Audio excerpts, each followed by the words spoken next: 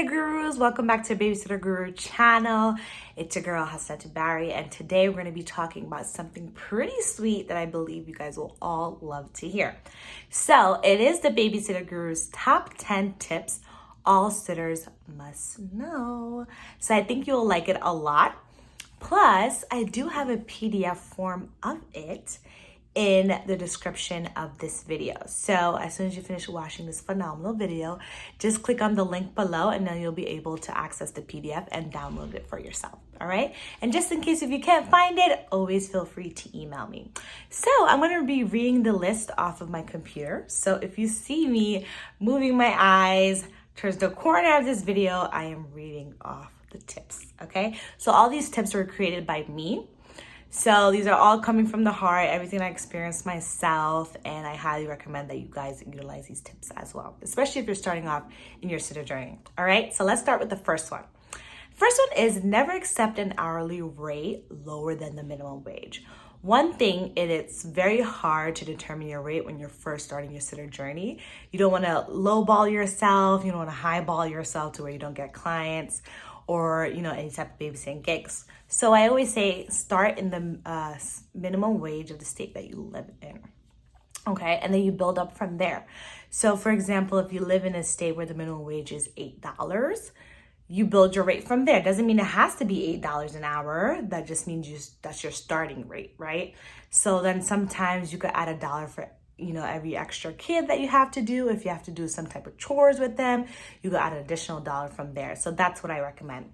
Tip number 2, have a babysitter agreement with you and the family that you're babysitting for. Something very simple, maybe like a 1-pager, especially if you're a teen babysitter, have something where you could sign, your parents could sign, and then also the family that you are babysitting for.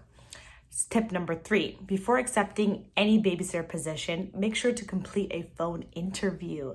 So always do a phone interview before meeting them in person, just to kind of see how you feel, how they speak over the phone, if you're comfortable in speaking with them. So that's always important before meeting in person, okay? Number 4, ensure you are first aid or CPR certified. So as you guys know, that is a huge thing for me because safety is important. So Red Cross does offer a lot of CPR and first aid training for teenagers, so I highly recommend you do that, okay? Tip number 5, maintain an open line of communication. It is so important to have open communication when you're babysitting because remember, the parents are leaving their children, their lifeline with you for those couple of hours that you're watching them. So please make sure you have an open line of communication. And I always recommend the phone, the email, text message, anything that would allow you to communicate with them fast and make them feel comfortable that you're able to communicate with them whenever they need it, right? Being a great communicator not only is good when you're a babysitter, but as you get older is always a plus, trust me. All right, tip number 6, childcare basic training.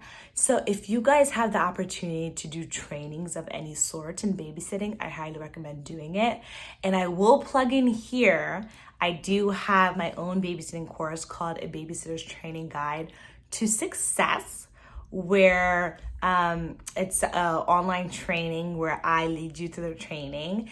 And I'm looking to actually create a PDF of it, the training that you could download and purchase it for a couple of dollars. So I'm working on that, but I do highly recommend doing some type of training because when you are looking for babysitting gigs, when you say you're CPR certified and you have babysitting training, it's amazing. So I highly recommend that you do that, okay? And if you are interested in a Babysitter's Training Guide to Success babysitting course, email me at thebabysitterguru@gmail.com, okay? Or comment below it and I'll reach out to you directly, all right? Tip number 7, before you agree to babysit, know your responsibilities and limitations. Always set boundaries. All right, sitters, setting boundaries are important because you don't want to be taken advantage of. It's never a good thing. So, when you first start babysitting, make sure you're able to say, hey, like this is what I allow, this is what I don't allow. I could only babysit from a certain amount of hours. This is my rate. I don't feel comfortable in doing X, Y, and Z, so I could only do this. So again, remember, it's a gig, and you guys are exchanging services, right? You're providing a service, they are paying you for that service. So you could always set your limitations. Tip number 8, be open to criticism and don't be afraid to ask questions to the parents. Remember, it's a job. Just like when you have a full-time job, when you're 18 and older, you have your boss and, that's the employer, you're the employee.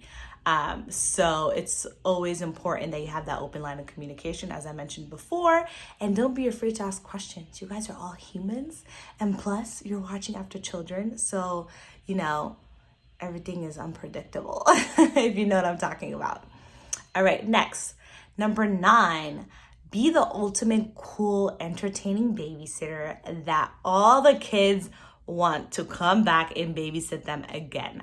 Trust me, that is a phenomenal feeling when you get the kids to tell you that, because they love telling their parents, hey, I want my babysitter to come back this weekend so you and dad or you and mom could go out and then I can have the babysitter come back. So whenever they do that, that's always a plus sign. And the parents pay close attention to that, all right? And last but not least, tip number 10, tasks such as household chores, errand runs, school pickups, such like that, always make sure you charge extra for that, okay? The reason why I say that is because that's outside of your babysitting, responsibilities, because it's not within the home, especially if you're picking them up from school, like if you're walking them to school or walking them back from school to home. That's outside of the home. If you're like doing any types of chores, that's not necessarily dealing with the kids one-on-one.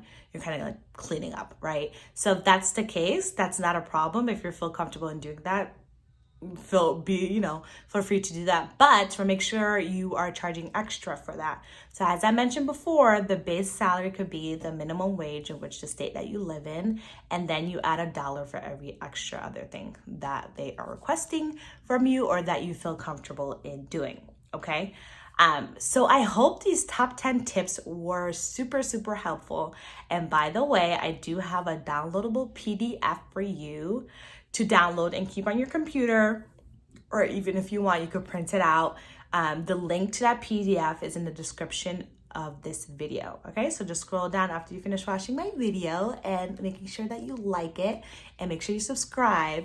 Then you could, download the PDF and save it for future reference. Also, as I mentioned before, I do have that babysitting course for you guys. So if you're interested, please email me at thebabysitterguru@gmail.com, and I'm waiting to hear from you. So make sure you click on the notification so you get notified the next time I do a video, and also like and subscribe, and please let your fellow babysitters know that I am back with more content for you guys. All right, so bye babysitters. Thank you so much for watching my video, and talk to y'all soon. Bye.